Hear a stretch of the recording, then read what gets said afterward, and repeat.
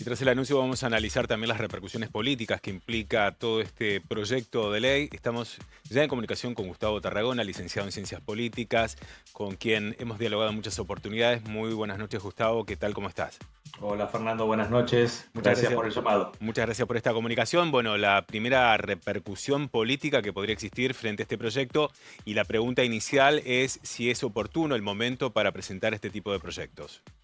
Mira, en principio mi opinión, Fernando, es que no es el momento adecuado, no es el momento oportuno, ¿no es cierto?, para avanzar en una reforma de esta magnitud, ¿no? Estamos en medio de una crisis a nivel global, a nivel mundial, provocada por el coronavirus, y me parece que las preocupaciones de la ciudadanía, sin dejar de desconocer, evidentemente, que el Poder Judicial es fundamentalmente uno de los poderes constitutivos, ¿no es cierto?, del Estado. Bueno, probablemente la ciudadanía esté evaluando que hay otras preocupaciones que tienen que ver con lo sanitario, que tienen que ver con lo económico-social, antes de avanzar necesariamente, digamos, en la reforma del Poder Judicial. Ujú. Por lo tanto, yo diría en términos muy generales que habría que evaluar efectivamente si era el momento y la oportunidad política para presentar una reforma de estas características, Fernando. Bien, todo indicaría que ingresaría al Congreso a través del Senado, donde hay mayoría, pero el mayor escollo se puede dar en la Cámara de Diputados. ¿Qué análisis se hace sobre el ingreso y sobre el tratamiento en el Congreso? Bueno, evidentemente, como todas las leyes fundamentales, como todas las leyes importantísimas en nuestro país, esto va a requerir de acuerdos, va a requerir de negociaciones. Posiblemente a nivel de la Cámara de Diputados el oficialismo cuente en cierto sentido no solamente con los votos propios, sino también con los de partidos aliados. Y me parece que el trabajo político más intenso probablemente vaya a tener que darlo el oficialismo a nivel de la Cámara de Senadores, ¿no? Ujú.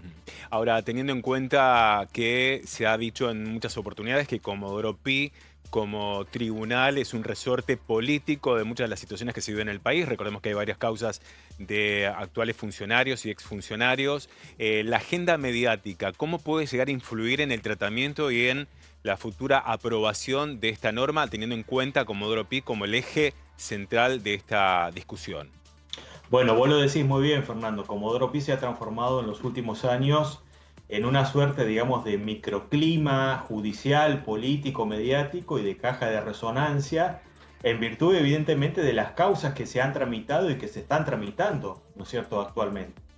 En ese sentido, uno podría sugerir, podría acordar, ¿no es cierto?, con la propuesta del Poder Ejecutivo de tener una justicia federal, digamos, más representativa también de los desafíos y de las problemáticas que hacen, digamos, a la cuestión judicial a nivel del interior de la República Argentina, y también acordando efectivamente con la necesidad de poner mayor acento, mayor énfasis en la paridad de género, ¿no? Evidentemente.